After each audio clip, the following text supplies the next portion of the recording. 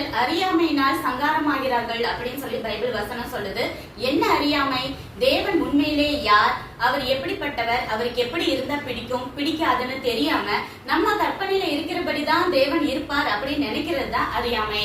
எக்ஸாம்பிளுக்கு வேற வேற வயசுல உள்ள 10 பேரை உட்கார வச்சு ஒரு ஸ்டோரியை சொல்லிட்டு அதுல கேள்வி கேட்டனா 10 பேரும் 10 விதமா பதில் சொல்லுவாங்க, 10 விதமா புரிஞ்சு வச்சிருப்பாங்க. அதே போலதான் நம்மளும் ஒவ்வொருத்தரும் ஒவ்வொரு விதமா தேவனை புரிஞ்சு வச்சிருக்கிறோம். ஆனா நம்மளுடைய அறிவு எல்லைக்கு அப்பாற்பட்டவர் தான் தேவன். இஸ்ரேல் ஜனங்களும் அற்புதம் நடந்த உடனே தேவனை புகழ்ந்து பாடுறாங்க, கொண்டாடுறாங்க.